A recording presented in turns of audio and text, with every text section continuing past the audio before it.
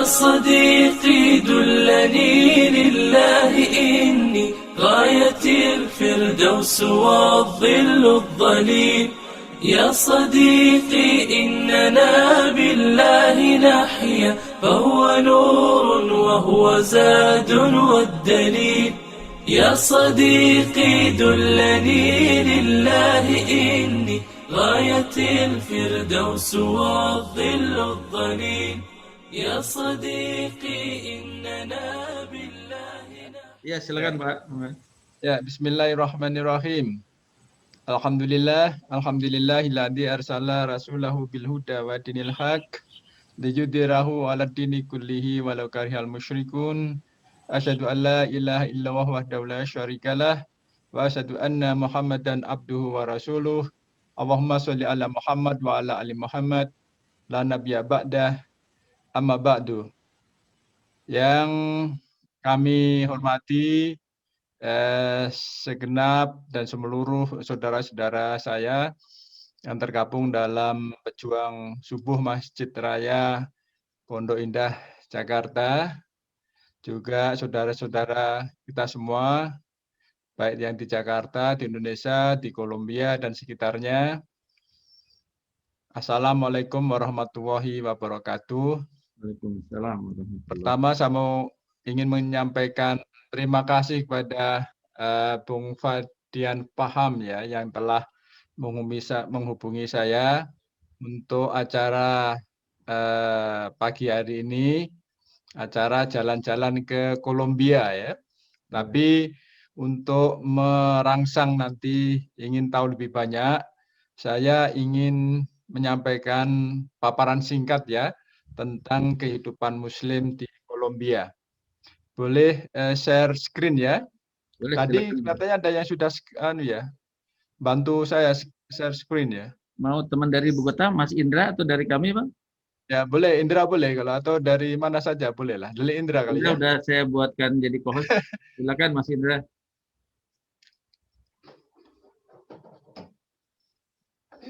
Ya ini sekedar merangsang nanti ya. Ingin tahu lebih banyak atau mungkin tanya jawab yang lebih banyak. Saya akan mulai pertama tentang Kolombia dulu ya. Nah ini coba kita lihat peta ini ya. Saya ingin mengingatkan teman-teman semua di sini ya, menyebut namanya itu Kolombia, bukan Kolumbia. Karena kalau Kolombia itu sebuah nama kota yang ada di Amerika ya. Kita perhatikan yang sebelah kiri ini ya. Ini adalah jarak antara negeri kita di Jakarta dengan Bogota ya, hampir 20.000 ya, 19.000 lebih kilometer jarak kedua negara kita. Beda waktunya 12 jam persis. Tadi Bung Fadian bilang jamnya sama betul, cuman harinya beda. Ya, di Jakarta sudah hari Minggu, ya, saudara-saudara kita sedang mulai berpuasa, kami sedang mulai berbuka. Ya, ini indahnya dunia, bahwa dunia ini bulat dan alhamdulillah dengan teknologi yang luar biasa kita berkomunikasi dalam waktu yang bersamaan ya. Ini negara ini Kolombia sebelah kanan peta ini ya, kita lihat yang kami lingkari inilah ya, yang hijau agak muda ini peta Kolombia. 72%-nya kawasannya masih hutan ya. Bergunung-gunung. Kemudian di sebelah utara itu ada Laut Karibia, ya, Atlantik ke sana. Kemudian di sebelah barat laut, ya, itu ada barat ya, sini ada Lautan Pasifik, ya, Pasifik. Kemudian ada negara Panama di sini yang seperti ekor ini. Kemudian Venezuela dan Brasil di sebelah timur, Peru dan Ekuador di selatan, ini batas-batasnya. Jadi nanti Mas Fabian kalau bisa memikirkan kemarin udah jalan dari Argentina ya, sudah di ujung sini Paramaribo sudah, ya, Havana, Kuba di sebelah sini kecil ya, sebelah utara Kolombia sudah, mungkin disisir aja semua nanti ya. Ada Caracas, ada Peru, ada Brasil ya, menarik sekali itu ya.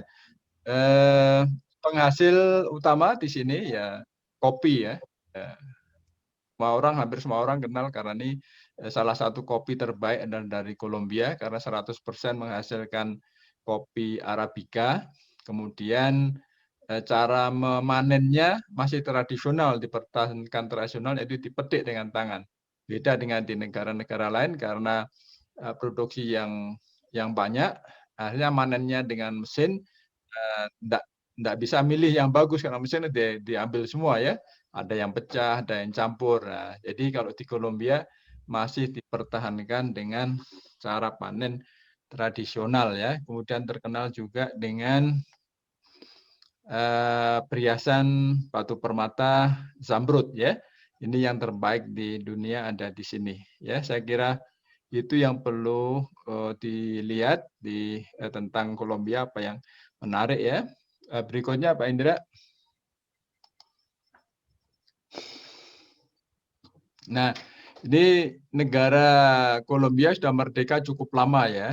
Sudah 210 tahun lebih. Ibu kotanya di Bogota. Berbahasa Spanyol, ada beberapa bahasa daerah tapi ya sudah hampir nggak dipakai ya. Nah, ini kota-kota besar yang perlu diketahui.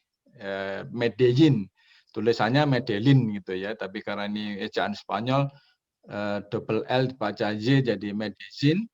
Cali, Barranquilla, ya, Cartagena. Cartagena sebenarnya tidak terlalu besar, tapi ini dikenal di seluruh dunia karena kota pariwisata, ya. Kotanya di pinggir pantai dan ada kota tua yang sangat menarik di sini. Mata uang peso Kolombia, $1 sama dengan 3.500 atau 4 kali lipat dari uang rupiah ya. Nah, yang kuning ini yang pengen saya mintakan perhatian saudara-saudara kita yang ada di Indonesia ya, atau di mana saja yang mengikuti acara ini. Penduduknya sekarang kurang lebih 50 juta ya. Mayoritas Katolik Roma. Nah, Islam itu menurut Pew Research Center ya, sensus atau data 2018 itu menyebutkan 85.000 ya, tapi studi akademik banyak yang pesimistik karena mereka hanya menemukan kurang lebih 10.000 orang ya. Nah, ini kesulitan ini karena memang belum ada pendataan yang lengkap. Ini hanya dari sumber-sumber tersier. Yang 10.000 ini adalah dari sumber-sumber yang langsung dari komunitas Islam. Nah, ini sumber dari CETRE. CETRE itu Centro de Estudios Teológicos de las Religiones. Jadi pusat studi teologi agama ya, di Universitas El Rosario. Nah, ini saya ambilkan dari buku yang ditulis oleh Castellanos, judulnya El Islam Enriquece la Diversidad Religiosa en Bogotá ya. Jadi ini kenapa saya kasih warna kuning? Karena ini yang ingin saya perdalam nanti, terangkan kepada teman-teman ya. 10.000 atau katakanlah kasarnya 85.000 ini siapa saja gitu kan. Nah, ini juga nggak banyak kalau dibandingkan dengan jumlah keseluruhan penduduk yang 50 juta. Ini kalau dihitung hanya 0,17% lah ya, kurang dari 1% ya. Tapi masyarakat Islam di Kolombia merupakan keempat terbesar ya di seluruh kawasan Amerika Latin, karena yang paling besar itu ada di Argentina, berikutnya ada di Brasil, ketiga di Meksiko, 4 di Kolombia ya. Tapi dari sisi rasio per kapita sebenarnya Suriname agak lumayan tinggi karena jumlah penduduk yang sedikit ya, sehingga persentasenya jauh lebih besar. Berikutnya. Nah, ini sejarahnya. Islam masuk ke Kolombia pada abad ke-16 ya oleh Moriscos ya. Ini istilah Moriscos itu Muslim Spanyol yang dulu beremigrasi ke Kolombia ya. Kemudian mereka baru membentuk masyarakat Islam pada abad ke-19. Itu baru mulai terbentuk karena jumlahnya belum banyak, jadi waktu itu belum boleh mendirikan sebuah komunitas Islam. Ya, ini terus bertambah jumlah imigran dari Timur Tengah, khususnya setelah berakhirnya Kerajaan Ottoman ya. Kemudian setelah Perang Dunia Kedua, imigran bertambah banyak dari Timur Tengah, antara lain dari Lebanon dan Palestina, sehingga menambah jumlah imigran Muslim di Kolombia. Di Kolombia sendiri, Islam baru mulai berkembang pada tahun 1980-an. Ya, ini makin banyak komunitas. Tapi baru pada tahun 1991 ke belakang, baru ada perkembangan secara berarti setelah negara mengganti konstitusi.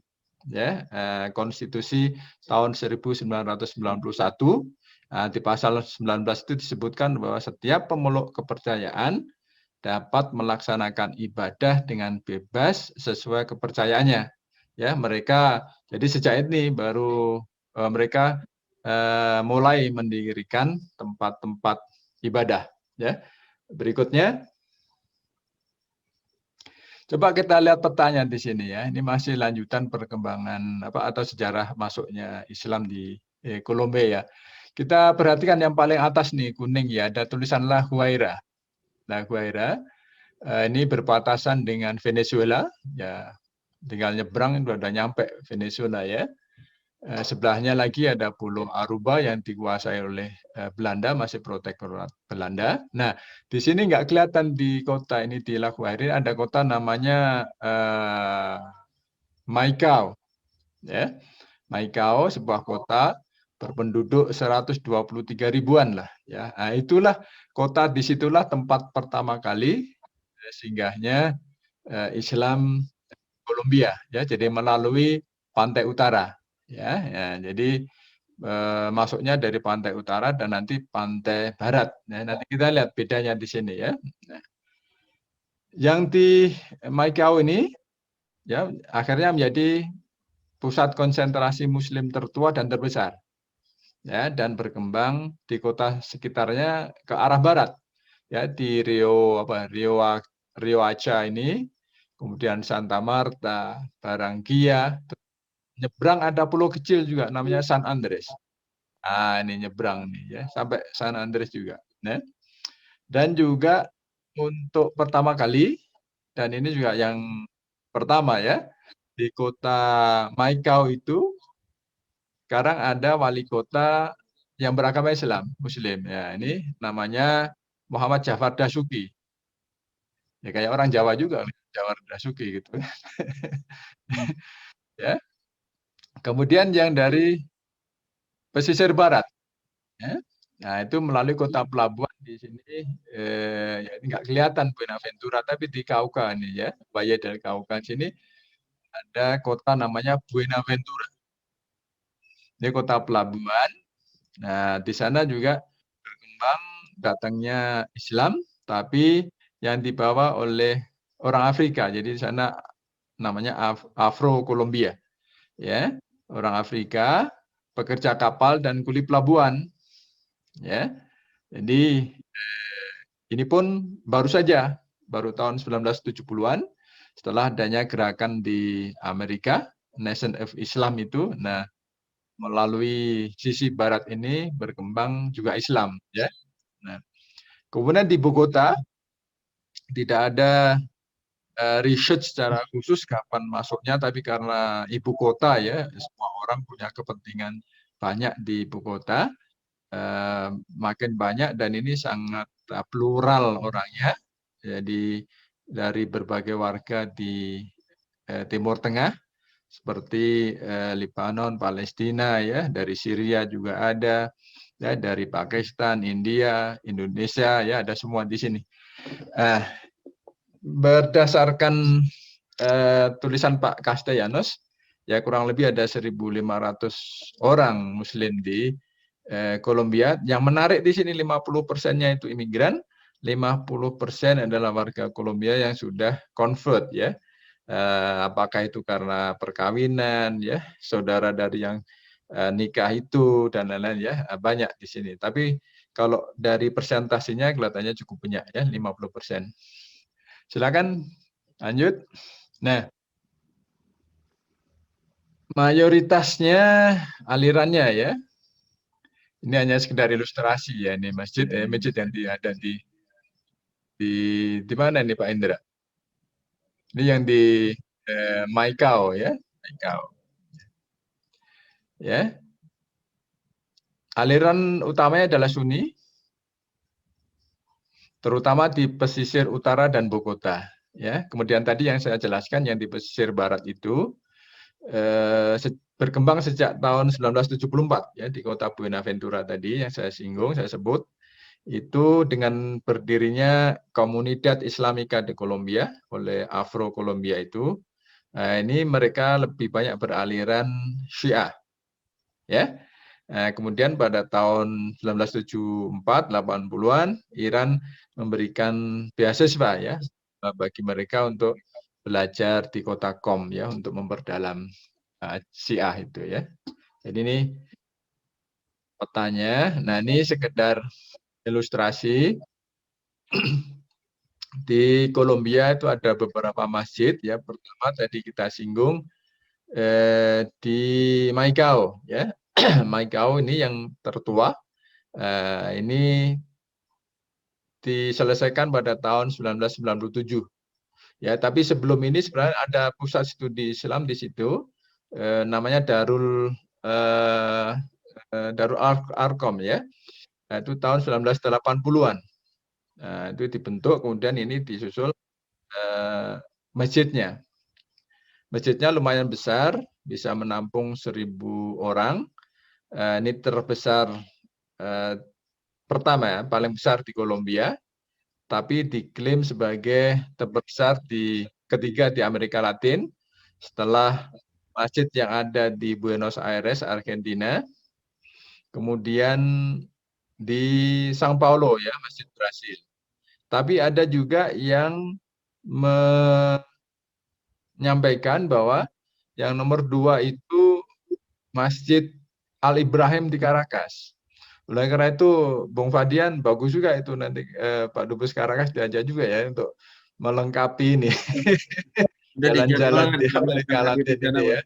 Karena di sana ada Masjid Al Ibrahim, menaranya itu setinggi 113 meter ya, itu tertinggi di Amerika Latin ya. Tapi dibangun lebih belakangan kalau tidak salah itu. Dibanding yang masjid di Maicao ini. Kemudian ada masjid juga yang terbesar kedua, tadi sudah saya tunjukkan penyebarannya ya dari Maicao ke barat sampai nyebrang ke Pulau San Andres. San Andres ini pulau kecil, pulau kecil, tempat wisata juga. Nah, di sana ada masjid juga ya, menampung kurang lebih 700 orang ya. Kita bisa lihat arsitekturnya ya. Dari bentuk menaranya ini bisa kita lihat beda-beda ya. Berikutnya, nah di Bogota sendiri, ibu kota ya, itu ada 5 masjid. Tapi yang sebenarnya berbentuk masjid beneran itu hanya satu, yaitu Masjid Abu Bakar ini ya, menampung sekitar 500 jemaah. Kemudian yang 4 lainnya ada Masjid Aresa, Masjid Al-Qurtubi, Masjid Istanbul, Masjid Ahlul Bait ya, ini lebih menyerupai rumah yang convert menjadi rumah ibadah ya. Nah, ini jadi kalau Jumatan ya pencar-pencar ke 4 rumah ibadah ini, masjid ini. Tapi masyarakat Muslim Indonesia sebagian besar melaksanakan ibadah sholat Jumat, Idul Fitri dan Idul Adha di Masjid Abu Bakar ini. Ya, ini juga menarik. Ya, menaranya juga beda dengan bentuk arsitekturnya dengan 2 menara masjid yang di Maicao dan San Andres tadi ya. Nah, kemudian untuk khutbah saat sholat Jumat, ya, Idul Fitri maupun Idul Adha. Penyampaiannya dalam dua bahasa, jadi dalam bahasa Arab duluan, kemudian diterjemahkan ke dalam bahasa Spanyol. Jadi kalau kita hadir, yang nggak paham bahasa Arab, nggak paham bahasa Spanyol, ya dengerin aja lah gitu. Nah, jadi pesannya diraba-raba saja gitu ya, tapi setidaknya paham dari bahasa Spanyolnya itu ya. Berikutnya, nah, makanan halal ya. Sekarang sudah berkembang juga makanan halal di Kolombia ya. Ada namanya badan sertifikasi namanya Halal Kolombia ini yang mempelopori dan targetnya adalah konsumen muslim baik di Kolombia. Mereka mengklaim mencapai 500.000 itu kalau halal Kolombia ya. Jadi masyarakat yang mengkonsumsi makanan halal di Kolombia bisa mencapai 500.000 menurut research mereka, ditambah nanti untuk konsumen-konsumen di beberapa negara tetangga dan juga untuk keperluan ekspor. Nah, ini ada foto gambar restoran halal, ada beberapa restoran Arab juga ya, restoran Lebanon, restoran Arab dan lain juga cukup banyak. Ya, tapi yang tulisannya halal hanya ini ya. Kalau yang lain ya hanya restoran Arabe ya, restoran Arab dan lain-lain. Tapi belum tentu jaminan halalnya tertulis seperti ini ya. Kalau ini ada jelas ya. Ini ada di Bogota. Ya, berikutnya. Nah, ini yang menarik lagi yang ingin saya sampaikan kepada saudara-saudara kita di Indonesia. Pasti jarang yang tahu ini. Ada budaya Indonesia, Islam Jawa yang sudah masuk ke Kolombia itu sejak saya baru lahir itu ya. Namanya Subud singkatannya atau kepanjangan dari Susila Budi Dharma. Nah, ini dibawakan oleh Bapak Muhammad Subuh, orang Semarang. Dan ajaran ini masuk ke Kolombia pada tanggal 6 Oktober 1962. Ya, dibawakan oleh orang yang bernama Yepes Lopez. Ya, ini orang ini pertama masuk, kemudian disiarkan melalui ponakannya Alberto Yepes. Ya, karena ponakannya itu kebetulan adalah penyiar radio di Bogota, jadi akhirnya cukup berkembang. Ya, sekarang pengikutnya ada kurang lebih 1.000 orang dan merupakan komunitas Subud terbesar di dunia setelah yang ada di Indonesia. Ya. Nah, di Indonesia kalau nggak salah pusatnya itu di Kalimantan. Dulu di Fatmawati ada itu, kalau yang tinggal di Jakarta dekat Pondok Indah kan itu. Wisma Ya, itu Subud. ada Sanggar Subud itu kan. Nah, tersebar di 10 kota besar. Ya, jadi di kota-kota Bogota ada, ya, di Medellin ada, di Cali ada, di Barranquilla ada, ya, di Bukaramanga ada, di Popayan ada, ya. Tapi pusatnya yang menarik, Bapak Ibu, saudara-saudara sekalian patut diketahui itu yang di Armenia. Di Armenia itu ini aulanya, ini aulanya. Ini aula ini menampung 2.000 orang lebih. Dan yang menarik arsitekturnya kalau dilihat dari luar, ya, bangunan atasnya ini mirip Masjid Demak ya. Nah, area ini menempati kompleks seluas 6,7 hektar. Terdapat aula besar dan 33 rumah dengan arsitektur Jawa.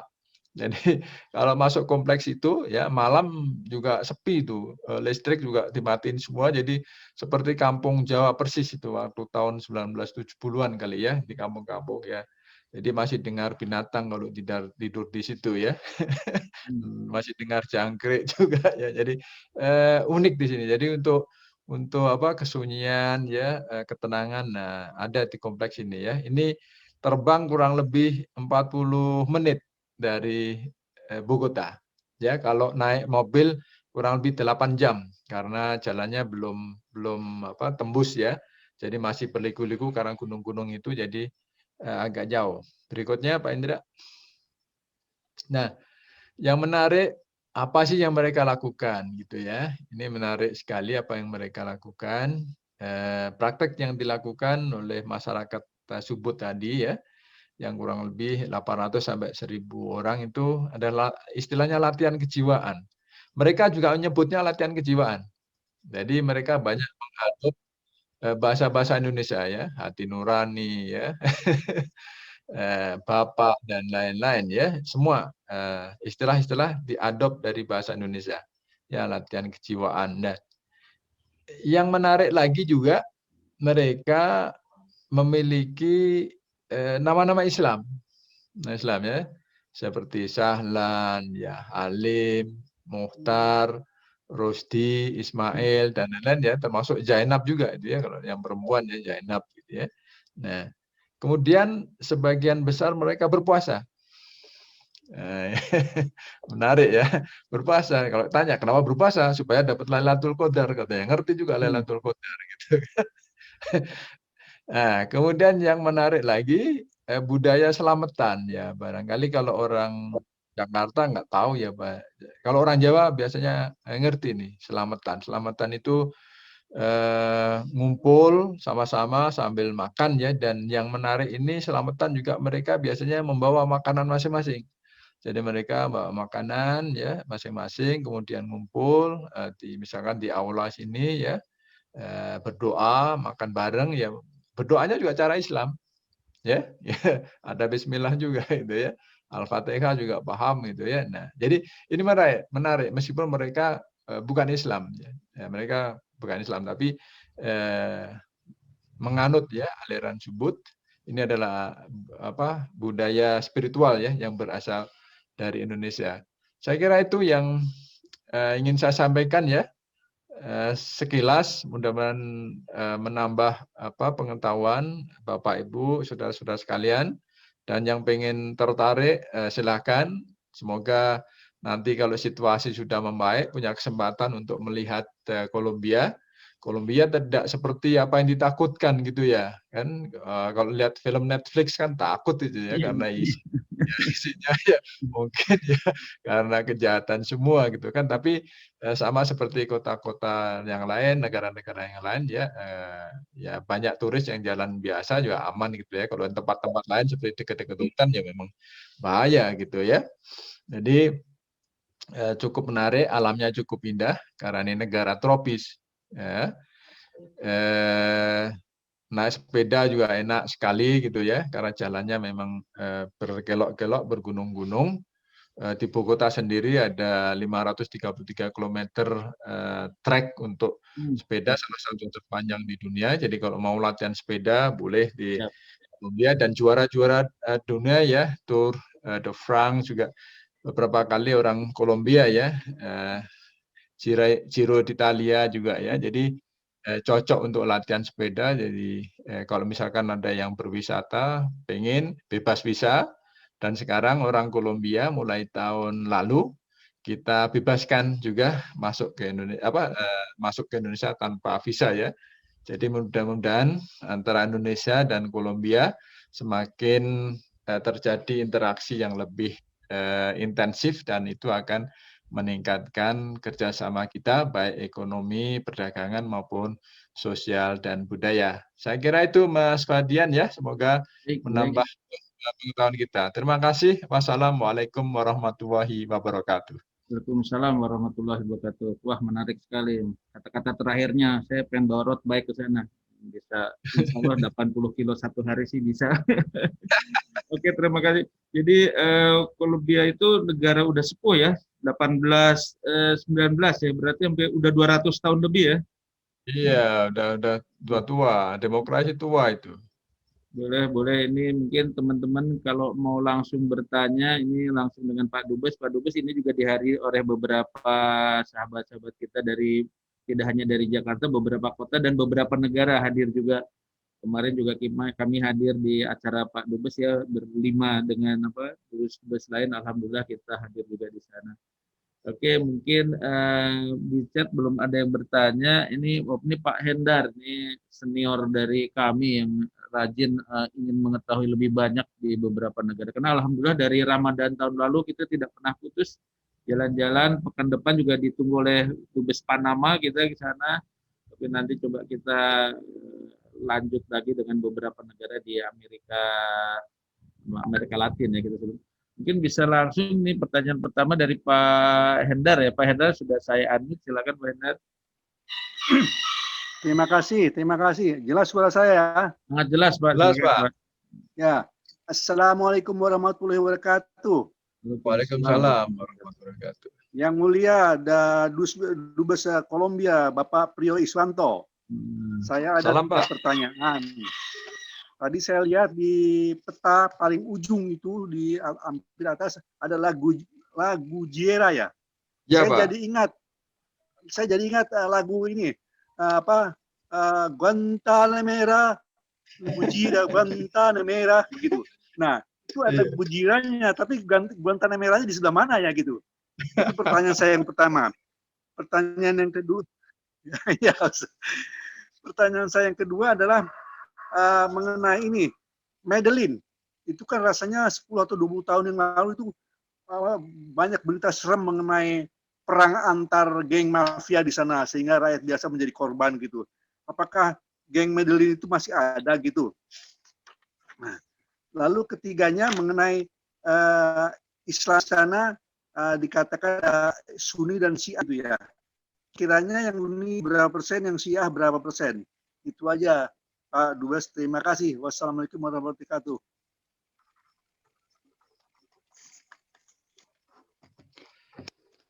Terima kasih Pak Hendar. Oh iya, satu lagi Bapak, itu ada bendera. Kok merah putih? Ya, merah putihnya di bawah ya.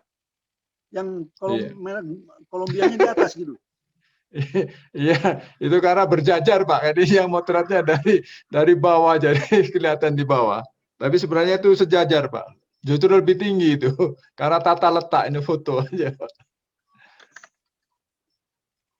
Ya Pak Indar ya. Jadi kalau soal foto ini karena orangnya motretnya dari bawah Pak. Jadi ini sebenarnya sejajar Pak.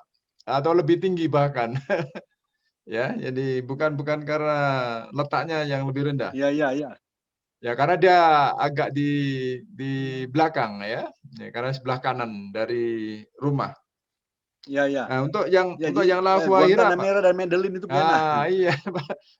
Ini kalau cerita lagu, Pak, saya nggak tahu persis, tapi seingat saya lah, yang Tanah Merahnya itu di Kuba, Pak, di Havana ya. Ya, itu. Mudah-mudahan nanti bisa melengkapi ini Pak ya, tapi kalau untuk cerita background lagu itu saya sendiri kurang tahu persis ya kenapa itu nyambung ya antara lagu Air Tanah Merah. Tapi Tanah Merah itu sendiri setahu saya ada di Havana di Kuba ya, di Kuba sana. Untuk yang Medellin Pak, yang namanya geng ya, yang menakutkan sih sudah nggak ada Pak, tapi kalau yang namanya geng-geng yang sifatnya kriminal ya, dalam skala yang kecil sih ya namanya di mana-mana ada geng Mbak ya, di semua kota ada geng ya, itu ada, tapi tidak seperti yang dulu yang terstruktur secara masif ya, menguasai sebuah daerah itu udah nggak ada. Dan ini ya memang masih yang dikejar-kejar oleh aparat keamanan kan yang namanya bandas kriminalis itu ya grup kriminal itu Pak ya. Grup kriminal itu, kemudian ke utara dikit ada yang namanya klan de Golfo ya, itu yang cukup besar. Ya, ini kalau nggak salah sudah para pemimpinnya sudah ditangkepin beberapa bulan lalu itu. Ya mudah-mudahan semakin berkurang dan keamanan semakin baik. Tapi untuk dalam kota sendiri aman ya. Orang jalan-jalan di kota di Medellin juga aman gitu Pak Hindar ya. Nah kemudian kalau si Sunni ya, sebenarnya kalau bisa kita presentasinya belum dapatkan angka yang pasti Pak ya. Karena tadi juga memang disebutkan oleh researcher Pak Castellanos belum ada research yang mendalam soal jumlah orang-orang Muslim di Kolombia. Pertama, banyak yang mengaku Muslim tapi tidak melaksanakan syariatnya, ya apakah ini juga masuk hitungan gitu kan? Nah itu yang dipertanyakan oleh mereka. Tapi kalau misalkan kita ambil dari 85.000 tadi ya, mungkin mungkin seperempat lah ya, kalau kurang dari seperempat itu adalah Syiah ya, selebihnya adalah Sunni ya. Di Bogota sendiri ada tadi yang masjid apa tadi Mas, nomor 4 masjid namanya. Nah, itu juga tempat mereka Ahlul Bait. apa? Ahlul Bait, Pak. Nah, Ahlul Bait itu kelompoknya Sunni Syiah ya di Bogota. Tapi konsentrasinya di wilayah barat tadi Pak Indar, di kota Buenaventura, kota pelabuhan di mana kapal-kapal terutama kapal barang ya, muatan ya, yang dari Pasifik itu di situ bongkar muatnya. Ya, ada yang juga yang lewat terusan Suez ke Santa Marta sebelah utara. Tapi biasanya yang dari Pasifik singgahnya di Buenaventura. Jadi di sana Pak pusat konsentrasinya. Saya kira itu Pak Indar ya yang bisa saya sampaikan.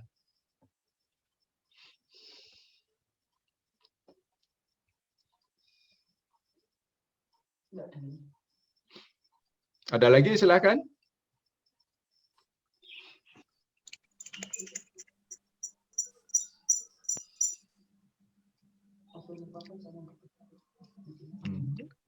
Pak Fadian masih yang mute. Oh, maaf, saya ter-unmute sendiri. Pak Zainar Umar, silakan. Sudah saya spotlight, silakan bertanya. Iya, terima kasih Pak Fadian. Assalamualaikum Pak Dubes, salam kenal Pak Priyo. Waalaikumsalam warahmatullahi wabarakatuh. Salam kenal Pak. Iya, terima kasih Pak. Tadi Bapak sebut banyak ya, tapi yang kita atau kami takut Kolombia itu narkobanya Pak. Tadi Bapak tapi belum terungkap semua nih, nggak tahu kenapa ini. Iya betul. The first terbesar di dunia itu kan Kolombia dengan kartel-kartelnya Pak ya. Banyak kalau dilihat di film-film Nevis tadi memang, tapi Bapak juga bilang tadi hati-hati di hutan, katanya di hutan-hutan itu banyak pabrik-pabrik narkoba ya. Itu yang pertama, narkoba Pak ya. Tolong ya sedikit deh, nggak apa-apa ada untuk kita untuk berhati-hati nanti kalau Kolombia. Yang kedua, Bapak Dubes merangkap Antigua, Barbuda, Saint Christopher sama Nevis ya. Aneh-aneh namanya. Ya betul Pak. Di mana itu Pak? Antigua mungkin kita kenal ya, tapi Saint Christopher sama Nevis ya itu kurang tahu kami Pak ya. Yang ketiga Pak Hendar tadi tanya apa ya? Ada lagu Guantanamera memang populer, itu memang di Kuba ya. Di Kuba itu lagu perjuangan rakyat Kuba, dan di sana ada Guantanamo. Barangkali Bapak bisa juga jelaskan sedikit, melenceng ke Kuba kita Pak. Penjara itu masih ada sekarang di Guantanamo itu. Itu aja Pak Dubes, terima kasih. Makasih Pak. Wah ini Pak Umar nih pinter juga ini, nanyanya yang area yang susah ya untuk diangkat gitu. Tapi bagus juga, menarik ya. Menarik Pak. Jadi minta maaf Pak. Barangkali ini agak sensitif. Ya, nggak apa-apa. Tapi bagus sekali Pak. Ini ya pertama kita lihat bersama bahwa Kolombia memang menjadi produsen terbesar untuk kokain, ya terbesar tuh Pak. Jadi areanya pun cepat subur tumbuh ya, mencapai 200.000 hektar lebih itu, dan itu sedang dibasmi Pak, ya dari udara dengan zat kimia. Ya meskipun sekarang juga banyak yang protes karena zat kimia yang dipakai itu bisa juga membahayakan untuk spesies tanaman dan mungkin hewan dan manusia ya. Jadi tapi yang menarik Pak, ini kan yang ilegal ada yang legal dan ilegal. Jadi ini legal maupun ilegal yang terbesar Pak. Karena kan yang namanya coca ada yang untuk legal Pak, untuk obat-obatan dan lain itu ada ya. Tapi yang ilegal ini. Nah, ini berkaitan dengan demand yang cukup tinggi di Amerika khususnya ya. Nah, ini jaringannya justru bukan di Kolombia ya, dari Meksiko sana Pak jaringannya. Jadi mereka yang sekarang datang ya setelah geng yang di Medellin, di Cali sudah tidak ada, mereka yang datang ya, menghampiri jadinya. Nah, ini persoalannya adalah liku-likunya ini. Jadi melalui jalan tikus memang ya. Oleh karena itu ada celah-celah ya lewat hutan itu. Kemudian laut, ya mereka canggih-canggih juga ya cara menyelundupkannya itu. Pernah suatu hari kami ditelepon Pak, apakah dia polisi yang nyamar atau apa ya, tapi menyampaikan ya ke teman-teman di kantor ya, info bahwa ada 400 kg lebih coca sedang diselundupkan dan diangkut di kapal namanya ini ya Pak, kapal ikan itu, dan tujuannya adalah ini kota Jakarta gitu ya. Nah, mereka akan nginap di hotel ini, ada Pak itu ya. Nah, pernah sekali itu. Tapi kita udah punya kerjasama antara BNN dan mitranya di Kolombia, dan mereka udah bekerja erat sejak 2015 Pak ya. Jadi informasi tersebut ya apakah benar atau tidak kita sampaikan juga ya. Tapi yang juga menjadi perhatian kita Pak, coca yang dari Kolombia itu mahal. Jadi sulit untuk dijual di Indonesia karena harganya mungkin nggak terjangkau ya di sana.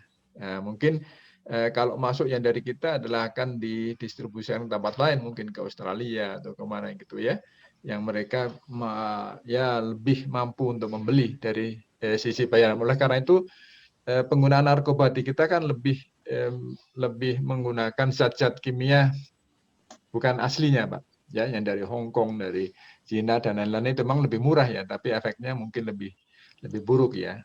Kemudian meskipun di sini Pak ya, di Kolombia itu merupakan produsen coca terbesar ya, tapi belum ada loh Pak kurir kita yang ketangkep dan dipenjarakan di Berarti ada Pak? Kolombia, belum ada, ya kan? Nggak ada yang ditangkap di misalnya di Peru ya, di Ekuador ada Pak. Nah, kurir kita. Tapi kan ya meskipun ini ya kalau kita bicara faktanya Pak ya, negara produsen kita juga misalkan ya penduduknya luas ya, tapi justru di Kolombia tidak ada kurir yang ketangkep karena membawa narkoba dan dipenjarakan, tidak ada ya. Kemudian orang Kolombia juga belum ada yang ditangkap ya di Jakarta ya, yang memang yang berkaitan dengan urusan drug ini ya. Jadi menariknya di situ Pak. Jadi biarin aja, kalau untuk orang lain ya biarin aja gitu. Gas padubes. Ya. Nah, gitu. Jadi itu yang perlu kita lihat, kita cermati. Dan satu lagi ada berat tertentu ya, yang sebenarnya untuk di sini ya enggak apa-apa, itu yang anggap aja itu yang rokok biasa gitu ya. Nah, itu juga ada. Jadi ada berat minimal yang orang dibolehkan ya untuk mengkonsumsi. Tapi prinsipnya juga enggak boleh. Prinsipnya nggak boleh ya, kecuali yang marijuana itu, kalau coca itu prinsip nggak boleh, tapi ya kadang ya karena tempatnya ya ada ya sedikit toleransi ya, asal dalam jumlah tertentu yang tidak dipenjarakan mereka. Saya kira itu Pak Umar ya. Zainir Umar. Ada yang belum saya jawab Pak? Tadi Pak mengenai Bapak mewakili di beberapa kota, beberapa negara lain. Saya share. Oh ya negara. Tadi yang apa lagu Pak ya, Guantanamo. Kalau penjaranya memang masih ada Pak ya itu ya. Tapi itu lebih ke urusan Ibu Nana yang tempo hari sudah memberikan penjelasan Pak. Jadi mungkin lebih berkompeten kalau Ibu Nana yang menjawabnya ya, karena itu menjadi urusan beliau atau tanggung jawab beliau. untuk memberikan informasi ini. Kalau yang negara-negara kecil tadi, Pak Umar, saya waktu mau berangkat juga bingung tuh Pak, negara ini di mana gitu. Karena di peta nggak ada Pak. Jadi Nggak ada betul. untung zaman sekarang itu di handphone peta itu bisa diperbesar Pak. Nah, bisa diperbesar itu. Ini saya perlihatkan di sini. Ini Nah, Pak ya, Antigua. nah ini Pak, jadi coba dilihatin pertanyaannya. Ya. Nah ini sebelah kanan ini Pak ya. Ya, ini kan mulai dari ini namanya kan West Indies, Pak. India Barat. Kita kan dulu disebut East Indies. Jadi balikan dari kita, Pak, sebenarnya. Ya. Itu ada Antigua dan Barbuda, ya. Coba jangan digerak-gerakkan, sudah ada, udah kelihatan ya. Ya. Nah, kemudian ada Saint Kitts and Nevis. Ya. Nah, kemudian satu lagi Barbados mana tuh? Barbados di mana ya? Di atas apa ya? Coba diperkecil, skalanya diperkecil. Diperkecil tulisannya hilang. Ya, ini ada sekitar kurang lebih 12-an negara nih Pak dari ujung utara ke selatan ya. Nah, ini Saint Kitts and Nevis itu hanya kurang lebih 60-an 3.000 orang Pak penduduknya. Ya, kemudian Antigua dan Barbuda itu sekitar 90.000 orang ya. Dari 2 pulau. Antigua 1 pulau sendiri, Barbuda 1 pulau sendiri. Karena 2 pulau namanya Antigua dan Barbuda gitu, Pak Umar. Kemudian Saint Kitts and Nevis juga begitu. Saint Christopher 1 pulau sendiri, Nevis 1 pulau lebih kecil tersendiri. Ya. Nah, ini ada Montserrat juga, Guadalupe, Dominika, ya. Martin, ini negara kecil-kecil, Pak. Ya. Itu negara ya, Pak Dubes ya? Ya, ya. Montserrat itu nama Perancis ya, Pak ya? Ya, ya, Pak, betul. Montserrat. Masih protektorat, Pak. Protektorat. Oh. Ya. Ya. Ini perjalanan kalau ke sana Pak, ini muter-muter Pak. Kalau kelihatan kalau di peta ya dekat ya, menyeberangannya bisa gitu kalau di peta Pak. Tapi perjalanan karena ini persoalannya adalah connectivity Pak. Connectivity. Jadi ya kami harus ke Miami dulu baru turun ya. Jadi lama akhirnya Pak. Berapa jumlah penduduknya ini ya? Total sampai Jamaika Haiti paling 12 juta Pak itu ya total ya. Nah di sini yang menarik konektivitasnya belum Pak. Jadi sempat waktu itu saya tawarkan kalau bisa menggunakan pesawat PTDI itu ya, itu kan kecil-kecil ya, itu bisa itu dipasarkan di sana, tapi ya tergantung ya polisi kebijakan untuk penjualannya itu ya. Tapi itu menarik, termasuk PT PAL ya, karena itu ferry ya, ferry itu sangat diperlukan di sana untuk connect antara satu pulau ke pulau yang lain ya.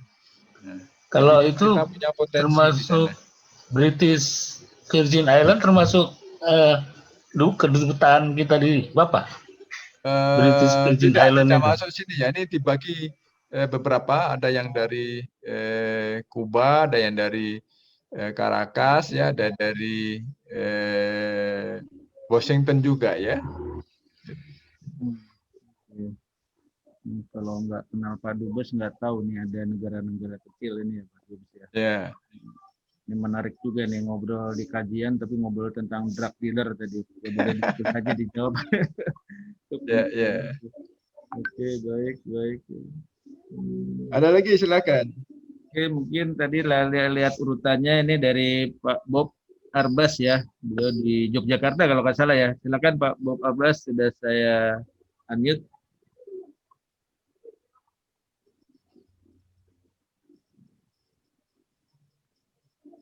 Silakan Pak. Dan Pak. Terima kasih Pak Fedia. Assalamualaikum warahmatullahi wabarakatuh. Assalamualaikum warahmatullahi wabarakatuh. Pak Dubes, Pak Priyo Ispanto. Senang Pak Perkenalkan, saya bukan di Jogja Pak Fadian, saya di Jawa Timur. Ke Jawa Timur. Maaf. Ya, tepatnya di Surabaya dan di Kota Kediri. Karena Kota Kediri dengan Surabaya itu setelah ada tol cuma 1,5 jam ya. Pak Dubes, saya ada yang ingin saya tanyakan tadi, karena justru yang kita tunggu-tunggu dalam perjalanan Ahad pagi itu adalah tempat pariwisata. Saya kepingin tahu tempat-tempat pariwisata yang menarik ya di Bogota, di Kolombia. Kemudian yang kedua, dengan adanya kedutaan besar yang ada di Kolombia, kira-kira Kolombia dan negara-negara yang di bawah Yang Mulia, Bapak Duta Besar, kira-kira ada berapa jumlah warga Indonesia yang ada di sana? Kemudian yang ketiga, dari potensi wisata, dan kalau kita lihat perkembangan Kolombia yang sudah merdeka lebih dari 200 tahun ya, kira-kira kan per kapita income-nya bagus karena udah merdeka lebih lama. Potensi warga Kolombia untuk bisa berlibur ke Indonesia kira-kira berapa kira-kira Pak? Karena kebetulan kami itu mempunyai asosiasi namanya JWM, jadi Jaringan Wisata Muhammadiyah, yang anggotanya itu dari berbagai provinsi di Indonesia. Ini barangkali bisa menangkap ada niche market, celung pasar yang bisa kita grab untuk ke Indonesia. Yang terakhir Pak, kalau penerbangan dari Jakarta ke Kolombia itu lewat yang lebih dekat, lewat Honolulu atau lewat mana Pak? Jadi kan atau melalui Eropa dulu, kemudian baru ke Amerika Latin. Terima kasih Yang Mulia Pak Duta Besar Pak Rio Ismanto. Terima kasih. Terima kasih Pak Bob. Kalau saya jawab yang jumlah WNI dulu ya, jumlah warga kita 89 Pak yang di Kolombia ya, sisanya ada di Saint Kitts, kemudian di Barbados ya, itu ada sebagian sehingga total 97. Yang 89 ini pun sebagian besar ada 29 orang itu keluarga besar KBRI, sisanya baru masyarakat umum, dan mayoritas adalah missionaries, Pak Bob ya, missionaries terutama dari NTT ya, kawan-kawan NTT, Surabaya juga ada.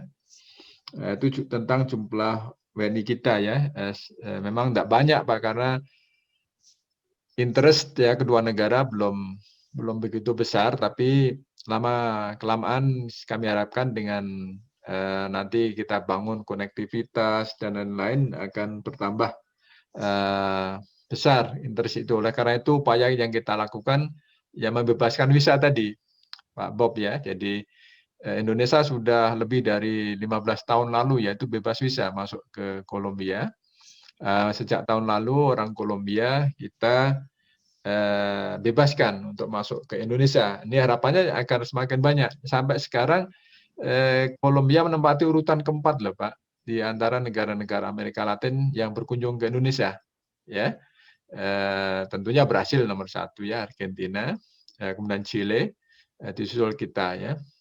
Lumayan itu Pak. Dan tadi Pak Bob memang nyinggung betul, income per kapitanya cukup tinggi Pak, jauh lebih tinggi daripada kita ya. Kita kan masih 4.150-an ya, mereka sudah 6.623 atau berapa ya, sempat 8.000 lebih ya waktu itu, sekarang agak turun. Nah, tapi meskipun turun tetap jauh di atas kita, dan ini menunjukkan bahwa kemampuan mereka ya untuk meningkatkan kerjasama ekonomi, untuk berwisata tinggi. Dan Pak Bob yang menarik ya kulturnya. Kultur, kalau kita kan wisata belum jadi kebutuhan ya. Karena kalau orang kita masih eman ya, mending ditabung daripada jalan kan gitu Pak. Kalau kultur orang Amerika Latin enggak Pak. Jadi karena sudah dari awal, merdeka sudah lama gitu ya. Ya namanya berwisata itu ya kebutuhan tersier ya yang ya setiap orang mengambilnya. Pasti setiap tahun orang ngambil cuti liburan. Kalau yang lumayan tinggi penghasilannya pasti keluar ya. Jadi outbound-nya cukup tinggi. Nah ini yang akan kita ambil Pak. Outbound ini kalau kita dapat sepersekian persennya aja, outbound-nya kan mencapai 3 juta lebih ya. Kalau kita kebagian sekian persennya ya lumayan Pak. Jadi kalau Pak Bob punya, boleh juga nih kalau bisa bantu saya menarik mereka ke Indonesia ya, menawarkan wisata di Kediri dan sekitarnya itu ya. Nanti kita pasarkan Pak Bob. Nah, untuk tempat-tempat wisata yang menarik ya, ya hampir semua negeri ini kan negeri tropis Pak ya. Tropis ya. Andalan mereka adalah keindahan alam ya.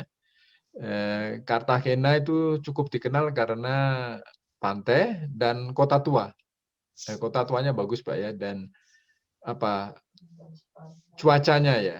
Cuaca kalau sore itu enak sekali Pak. Kalau kita kan lembab ya, di sana nggak lembab, enak. Jadi sepoi-sepoi sore, angin sepoi-sepoi sore itu enak sekali. Jadi untuk rileks, untuk istirahat, memang enak sekali ya. Tapi infrastrukturnya ya terbatas, seperti di Bali juga ya, karena kotanya kan kecil Pak ya.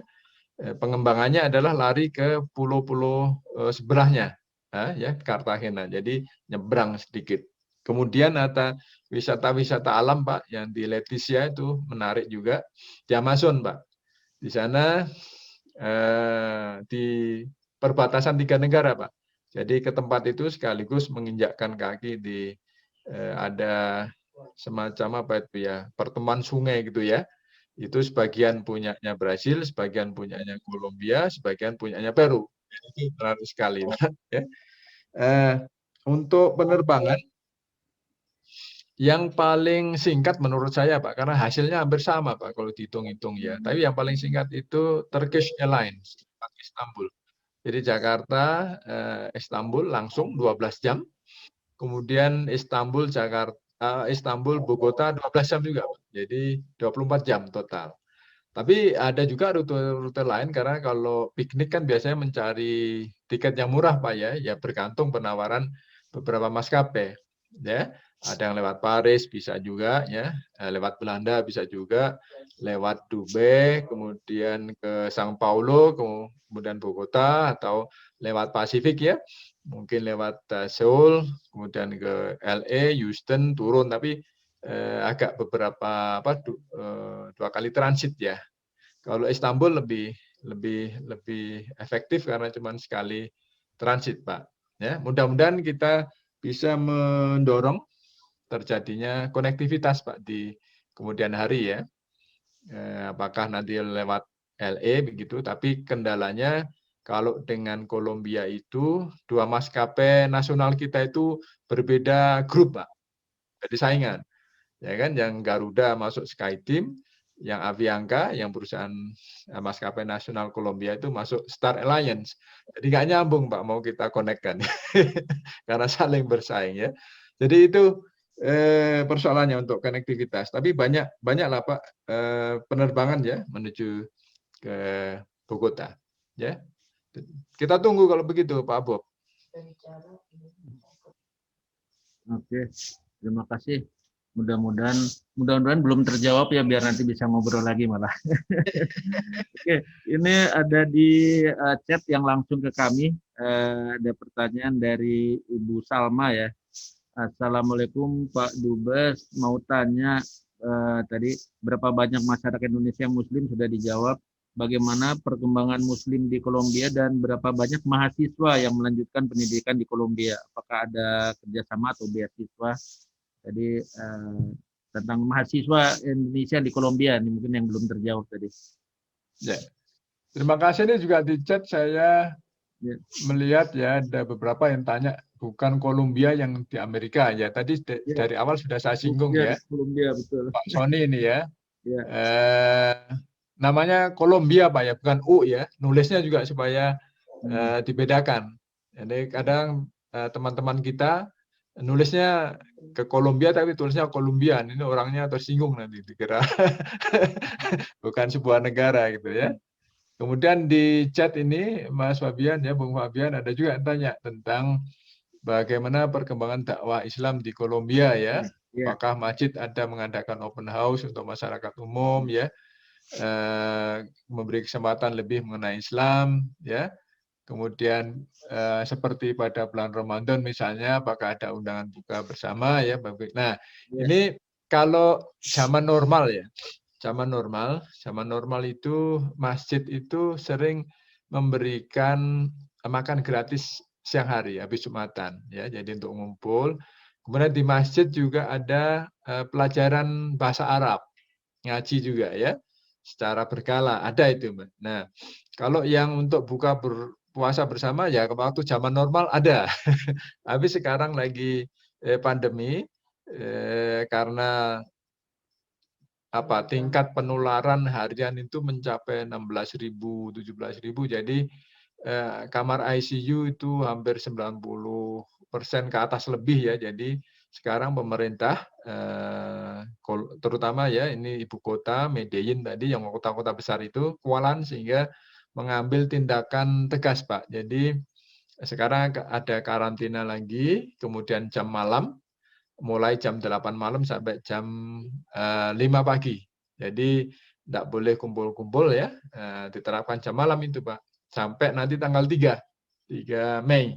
Ya, oleh karena itu, karena alasan itu ya, Pak Usnieli, Pak Yusran ya, jadi tidak bisa kumpul-kumpul lah ya karena alasan pandemi. Tapi saat normal, memang ada ya, buka puasa bersama, usai sholat Jumat juga makan bersama, ya itu gratis tuh ada yang 1-2 yang ngasih gitu ya. Nah itu yang selama ini berlangsung. Kemudian pertanyaan Mas Fabian tadi ya, yang mahasiswa itu ya. Sebenarnya kalau beasiswa untuk mahasiswa studi secara khusus dengan jenjang khusus tidak ada. Kecuali pernah ada masyarakat kita yang belajar karena keinginan sendiri untuk mempelajari bahasa Spanyol dan budaya Amerika Latin ya ada, tapi sudah kembali. Tapi untuk yang skema beasiswa atau yang dibayar pemerintah itu semacam short course dan itu tinggal bersama masyarakat setempat ya untuk memahami budaya Kolombia, budaya Amerika Latin berbahasa Spanyol dan itu tidak hanya mahasiswa, jadi pemuda bolehlah. Jadi yang penting menambah pengetahuan, keterampilan bagi profesinya. Jadi beberapa yang menjadi tour guide ya itu diberikan juga ya. Dan beberapa yang memiliki interest ya untuk berbahasa Spanyol. Tiap tahun itu diadakan. Terakhir sebelum pandemi ya 2019 ya, karena tahun lalu ada pandemi. Nggak tahu tahun ini apakah diadakan lagi ya. Jadi kalau berminat silahkan menghubungi Kedutaan Kolombia di Jakarta. Ya. Dan Indonesia selalu mendapat jatah paling banyak itu. Karena itu kan bersamaan dengan negara-negara lain. Ya saya perhatikan kalau ada acara pembukaan ngumpul ya, duta besar juga diundang. Saya memperhatikan Indonesia mendapat kuota paling besar dan ini merupakan sebuah kehormatan juga bagi kita ya. Jadi silakan kalau memang ada yang tertarik. Ada lagi yang belum kejawab, Mas Fabian? Mungkin sementara itu dari chat ya. Ini yang resen Ibu Mustika Rasidah ya. Silakan Ibu. Sudah saya unmute. Bisa start videonya.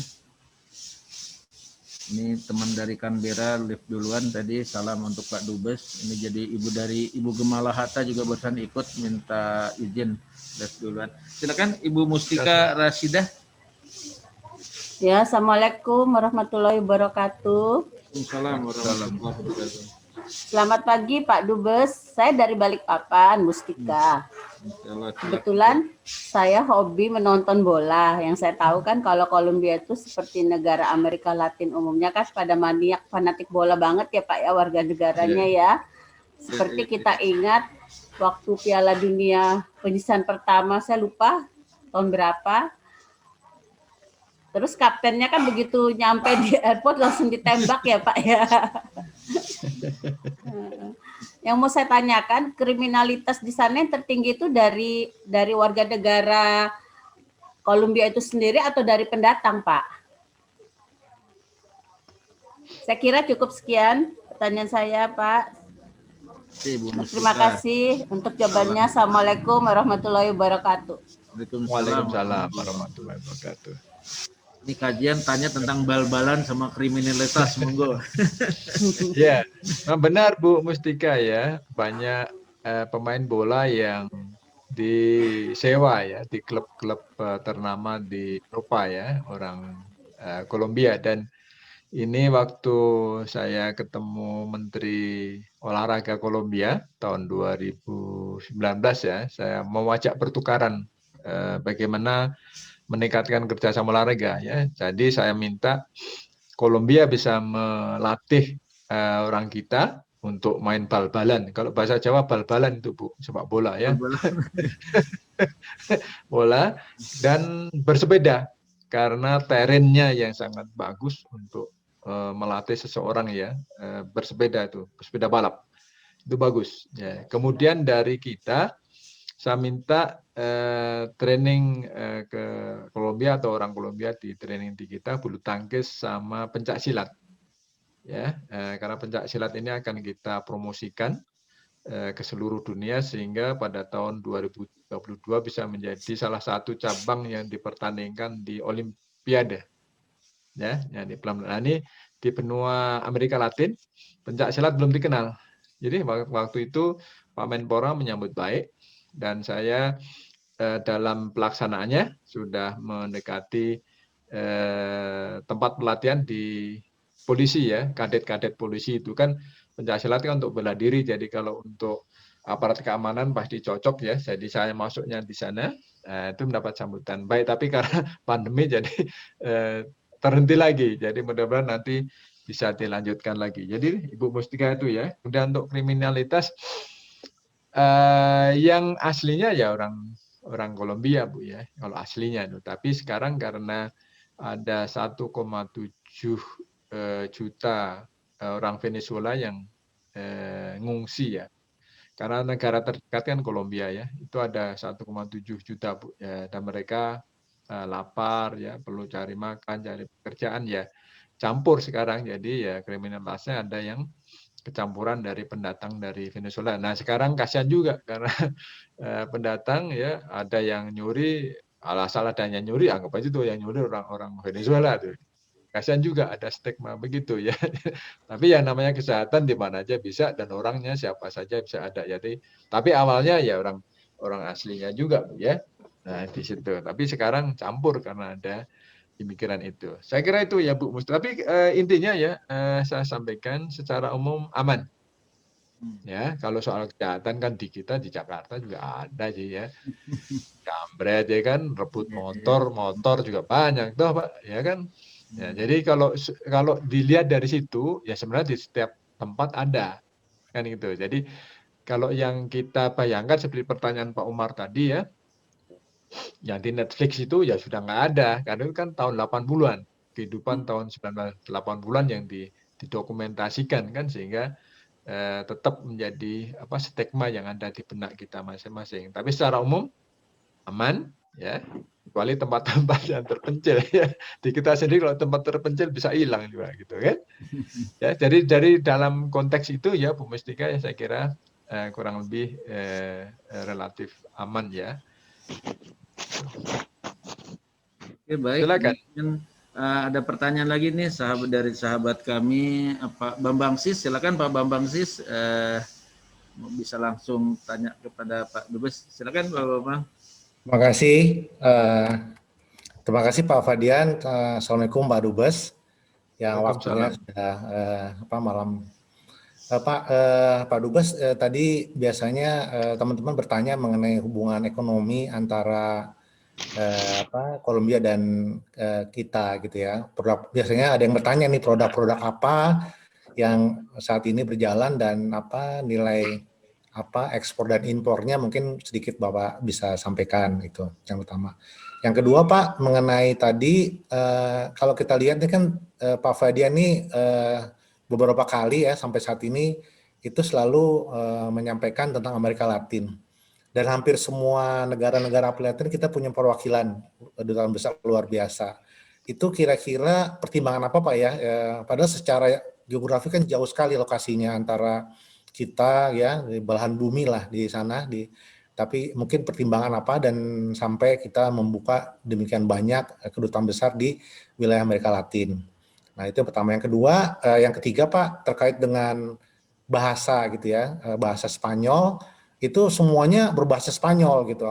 Jadi bahkan ada satu dubes yang bercerita bahkan bahasa resminya pun bahasa Spanyol, antara harus bisa berbahasa Spanyol gitu ya Pak. Jadi mungkin bukan bahasa Inggris gitu. Jadi mungkin cerita seperti itu. Yang terakhir kaitannya dengan ini, dengan dengan Portugis Pak.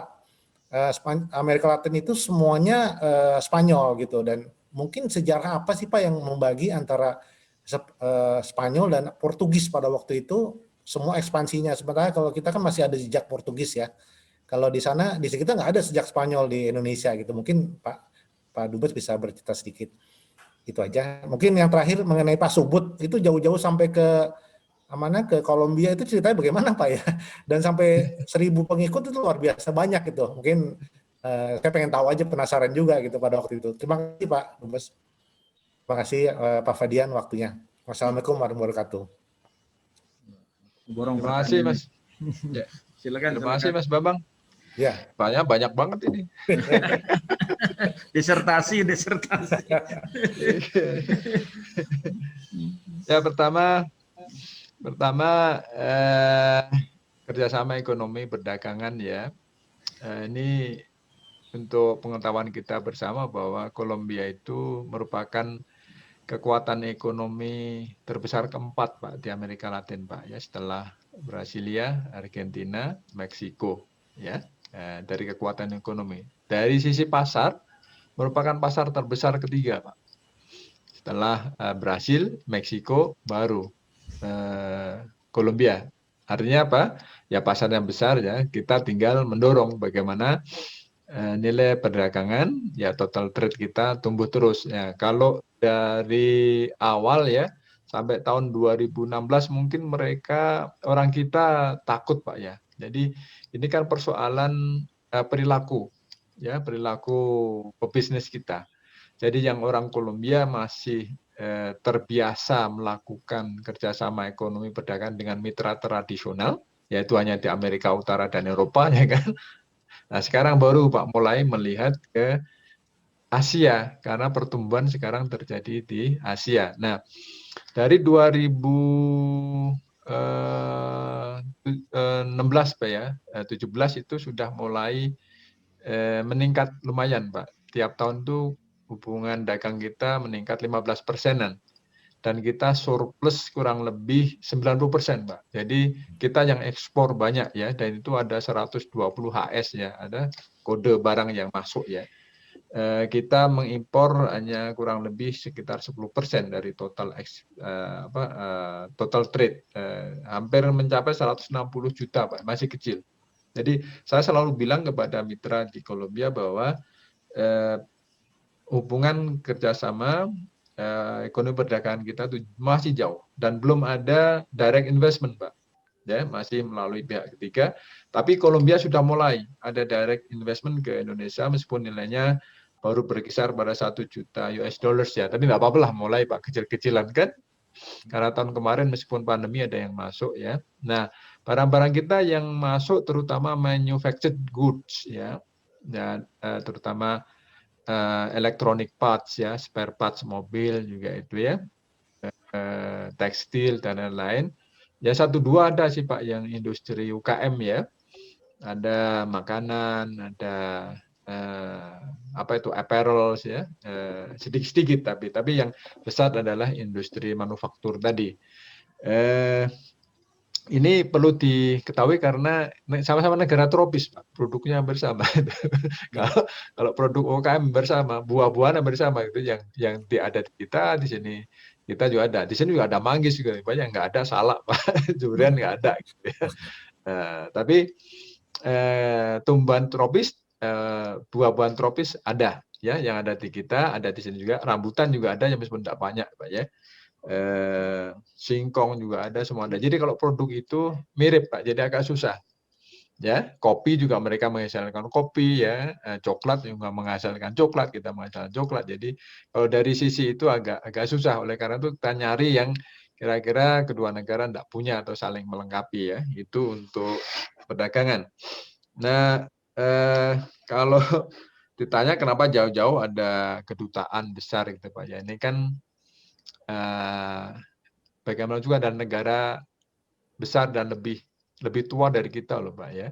Kolombia, Brasil, Argentina kan merdeka udah lebih dulu dari kita kan. Nah, yang namanya untuk hubungan antar bangsa ya seperti kita hidup bertetangga dalam RT Pak ya. Masa di sana ada ini masih agak jauh dikit ya masa kita apa biarin gitu kan. Nah, karena kepentingan kita juga banyak.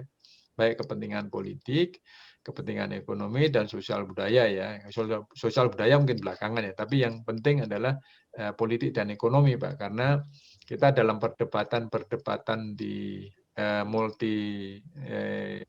di multilateral ya, di fora multilateral, di PBB, kita memerlukan teman Pak untuk menyatukan pandangan ya, common interest namanya Pak. Apakah isu iklim, isu demokratisasi dan lain, kita perlu cari teman. Oleh karena itu perlunya kita membuka. Ini adalah isyarat baik bahwa kita ingin meningkatkan kerjasama Pak. Maka ada representasi kedutaan. Nah, sebaliknya mereka juga menempatkan di kita, Pak. Mereka punya di kita.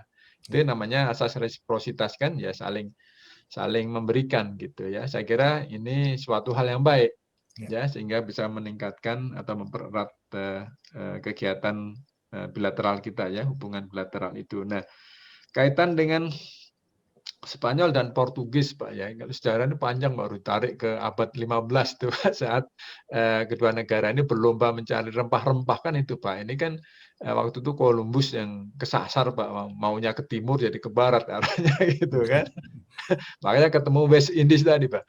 West Indies itu kan ya di Karibia itu ya ketemu juga Venezuela pertama yang diketemukan itu ya, kemudian Kolombia ini. Nah, yang Portugis masuk ke Brasil situ, Pak, lari ke situ. Nah, mereka juga sama seperti kita, Pak, yang waktu Belanda.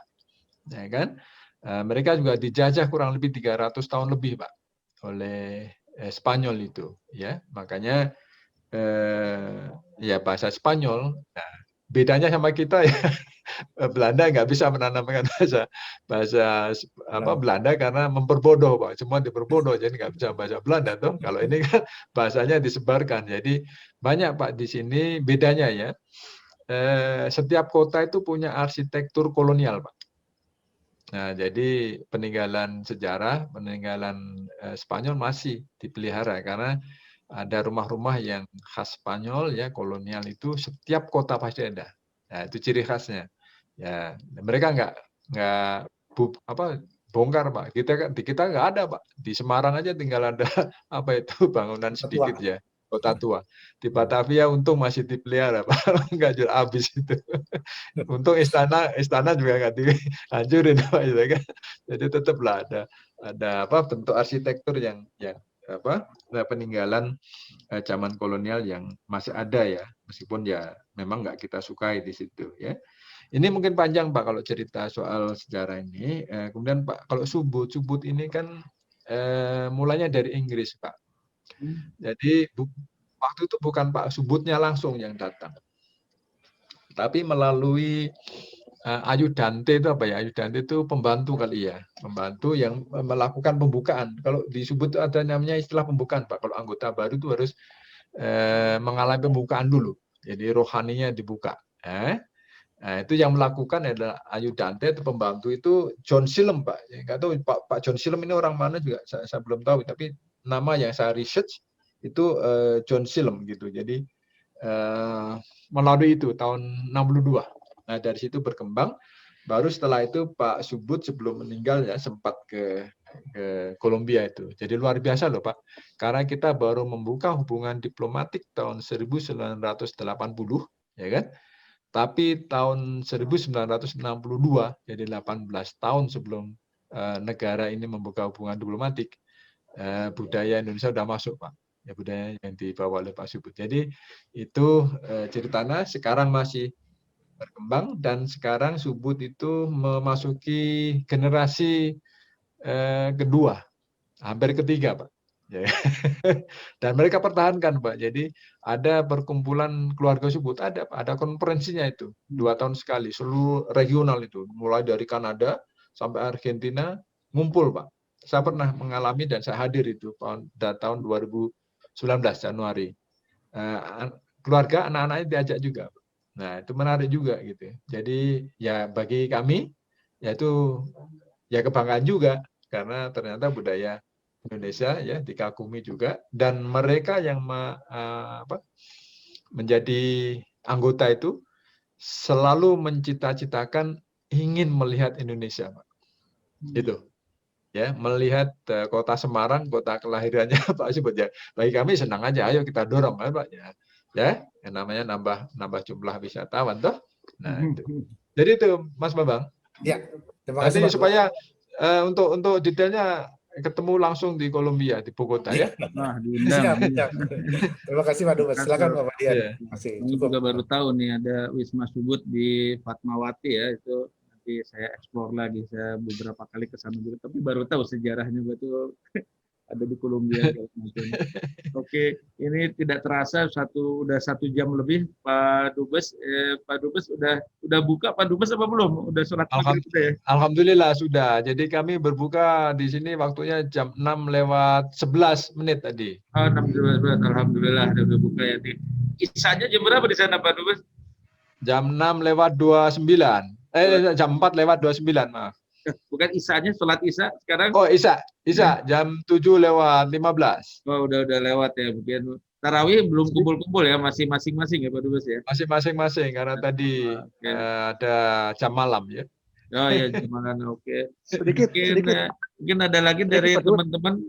Sedikit Pak Dubes. Oh, itu mengenai Subud. Ya, mengenai Subud tadi itu dulu memang Pak Subuh sendiri yang datang ke Bogota begitu? Tadi sudah saya singgung Pak Hendar. Pertama kali dibawa oleh pembantunya Pak Subud, ada pembantu Ayudante ya kalau bahasa Spanyol, bahasa Indonesia apa ya? Pembantu lah ya. Pembantu yang sudah dipercaya untuk membuka rohaninya Pak, itu John Silem itu waktu itu tahun 1962 itu beliau yang ke sana. Jadi orang Eropa Pak, karena waktu itu Pak Subuh berkunjung ke London mulanya, dan dari sana berkembang di Eropa ajaran ini ya. Baru setelah itu Pak Subuh berkunjung ke Kolombia ya. Tapi menarik. Oh, gitu. Menarik. Ya. Terima kasih. Terima kasih Pak Hendar. Ini ada pertanyaan lagi ya. Apakah ada dakwah on the street, Pak? Ya. Saya jawab tidak ada nih ya Pak Yusran ya, tidak ada. Ini sebagai pengetahuan juga, di masjid pun speaker yang keluar nggak ada. Jadi waktu azan, waktu sholat, ya kalau waktu di dalam kedengarannya keras Pak, tapi dari luar nggak kedengaran. Jadi karena itu hanya speaker dalam. Nggak seperti kita kan, pengajian ini udah azan, pengajian udah semua dan kenceng-kencengan kan antara RT itu. Jadi Pak Yusran tidak ada ini ya, saya sebutkan ya. Kalau yang ada menyebutkan ini Subud punya bank ya, saya malah baru tahu ya. Terima kasih ini. Ini chatnya langsung direct ke Pak Dubes nih, jadi saya nggak bisa baca juga nih. Ya. Oke Pak. Ini saya mau memperkenalkan diri Pak. Ini ada Pak Asril. Pak Asril adalah senior dari komunitas pejuang subuh. Beliau yang mengatur jadwal-jadwal. Jadi selama Ramadan itu alhamdulillah 30 hari setiap pagi kita ada kajian dan ada malamnya juga untuk meneruskan kajian dan ada untuk keluarga Sakinah. Silakan Pak Asril kalau mau menyapa kepada Pak Dubes. Terima kasih. Pak Asril. Ya. Terima kasih Pak Fadian. Assalamualaikum Pak Dubes. Waalaikumsalam. Saya Asril, bagian divisi dakwah Bagian Subuh Masjid Raya Pondok Indah. Senang sekali bertemu dengan Pak Dubes. Mudah-mudahan pertemuan kita ini bisa berlanjut terus. Selama bulan Ramadan ini, kami mengadakan kajian setiap hari, mulai dari jam 5.30 sampai jam 7. Nah, khusus untuk hari Jumat, 3 kali pengajian, mulai dari jam 5.30 sampai jam 7, lalu jam 7 sampai 8.30 belajar baca Al-Quran, lalu nanti jam 16.00 sampai 17.30 ada kajian keluarga Sakinah. Alhamdulillah kami juga menghadirkan bintang-bintang tamu. Nah, kami mohon kepada Pak Dubes dan staf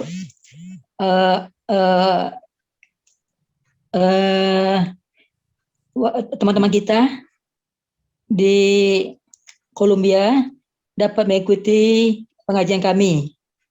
Kami akan selalu share ke Bapak. Sekali lagi kami mengucapkan banyak terima kasih. Mudah-mudahan Bapak dan staf selalu sehat dan sukses dalam melaksanakan tugas negara. Wassalamualaikum warahmatullahi wabarakatuh. Waalaikumsalam. Terima kasih Pak Asril ya. Kami sudah diundang ke acara ini. Mudah-mudahan ini menjadi sarana tali silaturahim kita. Mudah-mudahan kita saling bisa berkunjung, saling bisa terkoneksi untuk acara-acara kedepannya, dan tentunya dengan senang hati teman-teman di KPRI Bogota kalau ada kesempatan pasti dengan senang hati akan mengikuti acara-acara yang disusun oleh Pak Asril dan kawan-kawan di Masjid Raya Pondok Indah ini. Terima kasih ya, Pak Asril. Ya, terima kasih ya Pak Dubes. Terima kasih Pak Asril. Kemarin juga Pak Asril ikut hadir ya jam 7. Iya, ikut hadir ya. Dengan Pak Alhamdulillah. Dengan Dubesnya. Jadi kunjungan balasan Pak Asril juga hadir di sana. Iya, iya Pak Fadian. Terima kasih Pak, ini tidak terasa sudah 1,5 jam, mungkin Pak Dubes juga akan ada kegiatan lain ya, mungkin buka bersama atau tarawih.